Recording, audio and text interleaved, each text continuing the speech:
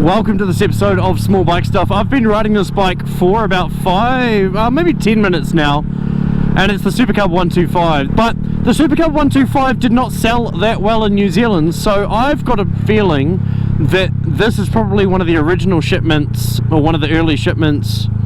Probably arrived in the country about 2020 at the latest.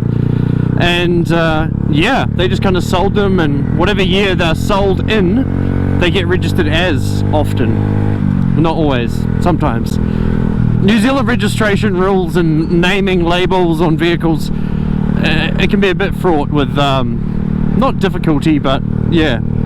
Anyway, this is a Super Cub C125. It's got the 125cc PGM FI engine. It's a 4-speed semi-automatic, there's no clutch. And this is the final edition, as far as we know it, of the Honda Supercub. There may be another one released eventually, they may do more.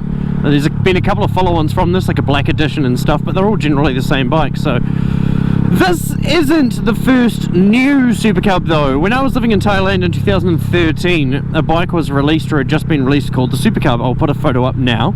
And that actually looks like the NBC 110. So it was 110cc. It was fuel injected. It was just key start. This one has a full remote setup.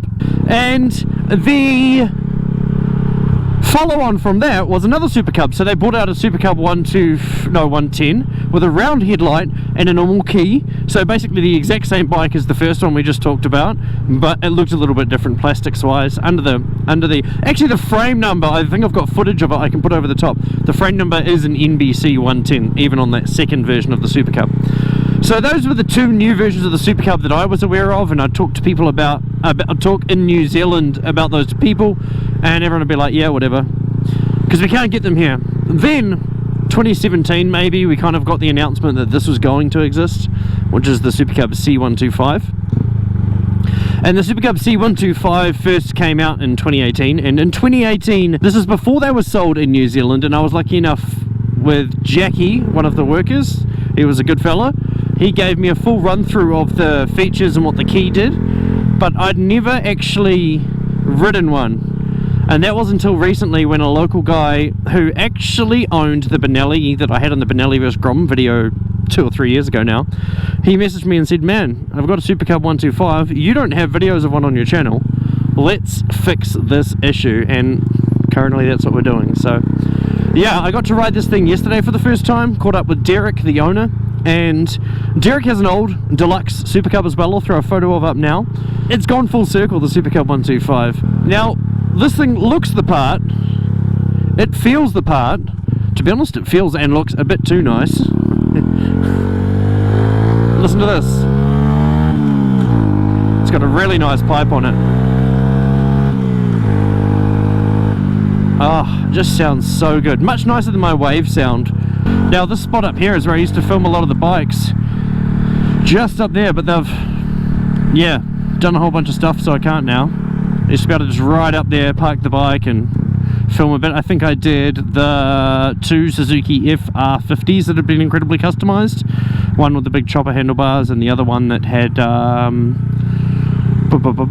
disc brake front and rear.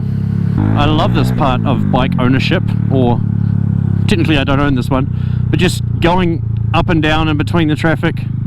I honestly rode this thing over here because I wanted to get some photos of it beside the beach for the thumbnail, but we'll see whether that ends up happening. You'll know by now because the thumbnail will already be live, but I've got no clue what I'll do about the thumbnail as it stands now.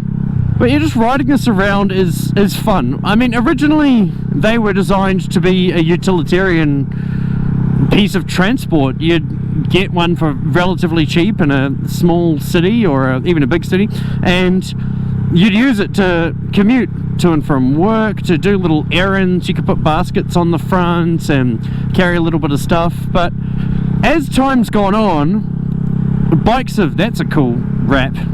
As time's gone on, these things have changed a little bit because other bikes have come along and taken the place of what this was originally designed for. For example, my bike, the Honda Wave 125, has the same engine but it's got a front basket. I've put a knee basket on it. It's got 18 litres of under-seat storage, and I can take 2 people on it. And I've got a top box on the back. So I've got literally 60 litres of storage or something, you know, on a little 125. This thing's got nothing. The side cover on one side, I'll show you a clip now, opens, and it originally has a toolkit in there, but Derek's taken that out so it can fit a pair of sunglasses. And that's all there's really left as far as space goes or storage goes. The seat opens, but there's no storage underneath it because that's where the fuel tank is. There's no basket on the front. So I mean, like, you know, really, essentially, much like the CT125 compared to the old CT110s and the CT90s, this has just kind of turned into a round town fun bike. I mean, you can take it to commute, but anything you need to take with you, you're going to have on the front of you, which I do here. I've got a bag with my other camera equipment on me. Or you have to, yeah, I guess that's it. Find some kind of box. I'm sure you can attach a box somehow. These do come with a rack, or you can get a rack for them, but this one's been removed just because he wanted to have less weight on the bike.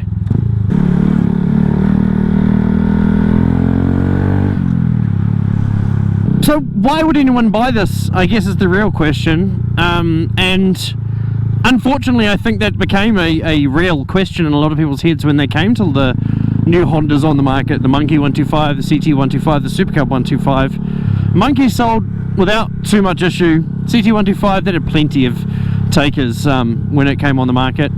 This though, the Super Cub 125, has had a lot less people fall into the bandwagon or, you know, jump on board. They haven't really taken to this as... I'm going to pull over here and just show you it, because I mean, I know I've already shown a clip of it, but if we're looking at this thing, you know, there used to be a rack there which is very beautiful, but I can't put anything there. This won't change up maybe until it's in neutral. Let's try that. What if I put that up? Wow, the seat won't open until it's turned off. See, this is, I guess, another reason people don't like it, because it's got this electronic aspect to it. So you've got the fuel tank here, and there's no storage, but we do have a button, and if I tap that button, this side cover opens, and then that's the storage that I'm talking about there, that I've already shown you, but there's not. That's it. That's all you've got on the whole bike. So yeah, there are other options. There's the CT125, which is a massive rack on the back. There is the PCX 150 in New Zealand traffic. There's the PCX 150 as well, which is big under-seat storage and the ability to put a top box on it quite easily. There's the NMAX for sale in New Zealand. There's the Monkey, which again doesn't have much storage, but I think it has a better nostalgia thing going for it than the Super Cub 125 does, because people that had Monkeys back in the day kind of had this little fun zippy little machine to ride around, possibly on or off-road, whereas the Super Cub was generally just a hack or a commuter. It didn't have that same distinct memory, I guess, associated with it that a lot of these other bikes do. What I'm doing right now, just riding around this beautiful area, is kind of what this bike was designed for. So, I mean, I'm going to go park it now. We'll carry on this conversation shortly. This is how people get thumbnails, by the way. It's all intentional, I swear.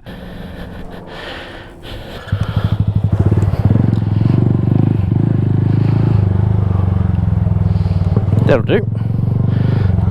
Back on the road again. I guess if you lived in one of these apartments, you know, you've got limited parking, probably one space per apartment, you know. Having something like this, you could probably find a little spot in the underground parking, a little corner somewhere, to just stick a Honda Super Cub. And I think this would be perfect for these areas. It would be such a great bike. Imagine living in one of these apartments, waking up in the morning, jumping on your Super Cub 125, riding down to the beach and grabbing a coffee. I mean, am I reducing this bike to just a coffee getter? I mean, I shouldn't, but I kind of am. When I talk about bikes, I tend to try not influence people's decisions. I mean, it's up to you whether you like it or not. But I just try to give people as much information as I can.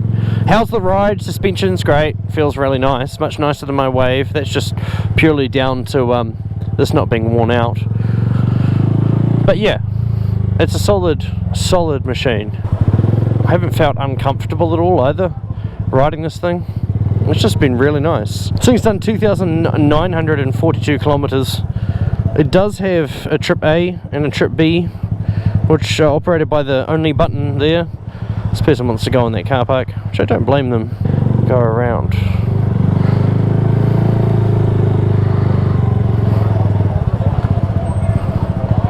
It's hazardous at this time of day, isn't it? Let's go up the side here. That's better.